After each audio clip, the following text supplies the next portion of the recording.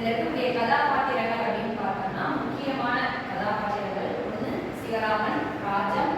இவங்க 2 பேரோட பையன் வந்து ரவி. ரவியினுடைய நண்பன் வந்து குமார். இவங்க 4 பேர் தான் இந்த நாடகத்தில் வந்து முதன்மைப்படுத்திருக்காங்க. முதன்மை பாத்திரம் யாருன்னு பார்த்தோம்னா ரவி. துணைமை பாத்திரங்கள் யார் யாருன்னு பார்த்தோம்னா நீதிபதியா 3 பேர்.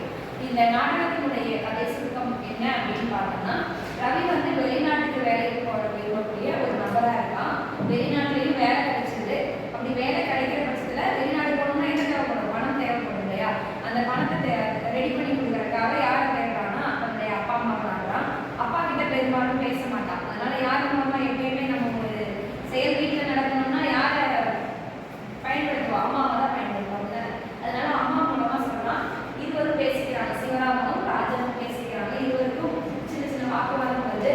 கடைசியில வந்து இந்த வெளிநாடு போற செய்தி கேள்விப்பட்ட சிவராமன் வந்து ரொம்ப மகிழ்ச்சி அடைகிறான். சிவராமன் யாருன்னா ரவியுடைய அப்பா. ரொம்ப மகிழ்ச்சியா இருந்தாலும் அது தன்னுடைய முகத்துல என்ன பண்ண மாட்டேங்கிறான்னா காமிக்க மாட்டேங்கிறான். ஏன்னா பையனுக்கு பயம் இல்லாம போயிடும் அப்படிங்கிறதுக்காக காமிக்க மாட்டேங்கிறான். இருந்தாலும் மனது கேட்காம என்ன பண்றான்? வங்கியில கடன் வாங்கி பணத்தை ரெடி பண்ணி ரவிய வெளிநாட்டுக்கு அனுப்பிடுறாங்க. வெளிநாடு போனவன் என்ன பண்றான் அப்படின்னா அங்க போய் மாத சம்பளம் வாங்கினா யாருக்கு கொடுக்கணும்? தன்னுடைய தாய் தந்தைக்கு அனுப்பி வைக்கணும். ஆனா அவன் அந்த வேலையை செய்யல. மாதம் சம்பளம் வாங்க நல்லா செலவு பண்ண, ஃப்ரெண்ட்ஸ் கூட சேர்ந்து நண்பர்கள் கூட சேர்ந்து நல்லா செலவு பண்ண இந்த மாதிரி வேலையிலேயே ஈடுபட்டு இருக்கான். அப்படி இருக்கும்போது இடையில குமார் அப்படிங்கிற நண்பனை சந்திக்கிறான். யாரு? ரவி. இப்ப இருவரும் பேசிக்கிறாங்க. குமார் வந்து என்ன பண்றான்னா ரவியிடம் இருக்கக்கூடிய அந்த குறைகளை எல்லாம் சரி செய்து கொள்வதற்காக என்ன பண்றான்? ஒரு வழியை காட்டுறான். ஆனாலும் ரவி அதை என்ன பண்ணல, ஏற்றுக்க மாட்டேங்கிறான். ரவி ஏற்றுக்க மாட்டேங்கிறான். அதனால குமார் வந்து என்ன பண்றான்? போயிடறான். மறுபடியும் என்ன ஆகுதுன்னு பாத்தீங்கன்னா எல்லா இடங்கள்லையும் போல சில கம்பெனிஸ்ல எல்லாம் பாத்தீங்கன்னா ஆள் குறைப்பு செய்வாங்க. தெரியுமா? கேள்விப்பட்டிருக்கீங்களா? இப்போ கூட சமீப காலமா எந்தெந்த நிறுவனங்கள் வந்து பணி செய்யக்கூடியவங்களை வந்து ஆள் குறைப்பு செஞ்சாங்க. நிறைய பேர் வேலையை இருந்தாங்க இல்லையா? என்ன கம்பெனியில்? IT companies. ஏதாவது ஒரு 2 பேர் சொல்லி பார்க்கலாம்.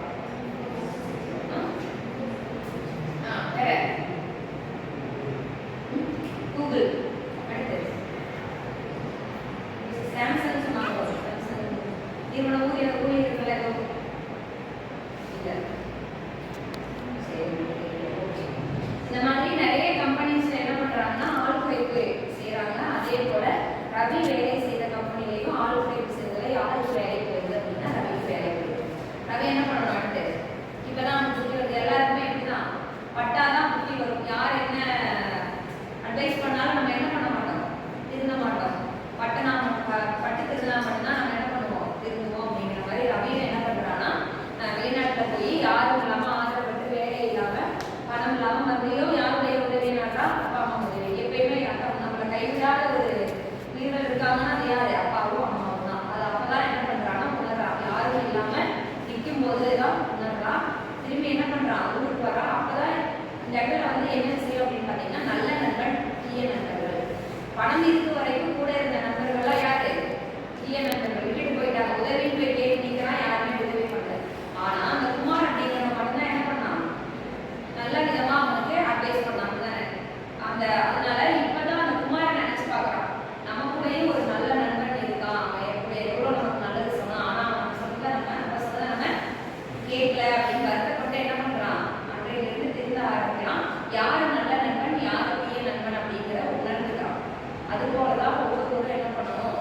நல்ல நண்பர்களை நம்ம வச்சுக்கணும். தீய நண்பர்கள்ல இருந்து விலகி இருக்கணும் அப்படிங்கிறத இந்த கதை மூலமா சொல்றாங்க. இந்த நாடகத்தின் மூலமா இதனுடைய தலைப்பு என்னன்னு பாத்தீங்கன்னா மேற்கு உதவி. இலக்கை எப்படி சூரியன் இருக்குமோ அது போல இந்த ரவிக்கு வந்து வெளிநாடு போனதுக்கு அப்புறம் தான் ஒரு மாற்றம் அவங்களுக்குள்ள நிகழ்ந்து இருக்கு இல்லையா?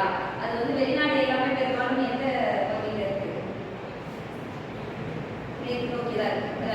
அதனால எல்லாருக்கும் கிழக்கு பக்கம் உதயக்கூடிய அந்த சூரியன் உதயமாகும் போது வந்து மேற்குல வந்து அவங்களுடைய வாழ்க்கை உதயமாயிருக்கு அப்படின்னு சொல்லி இந்த நாடகத்தை வந்து ஆசிரியர் கார்த்திகேயன் முடிச்சிருக்காரு.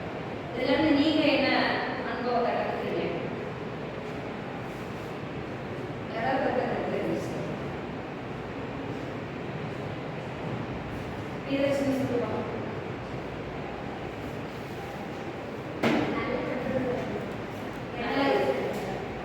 எப்பயுமே நல்ல நண்பர்களை நம்ம வசம் வச்சுக்கணும். அவங்க நல்லது சொல்றாங்க, கெட்டது சொல்றாங்க பார்க்கவே கூடாது.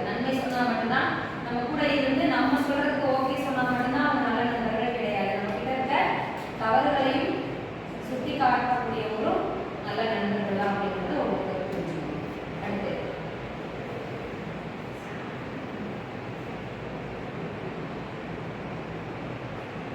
சொல்லு. அப்பா அம்மா பாவதி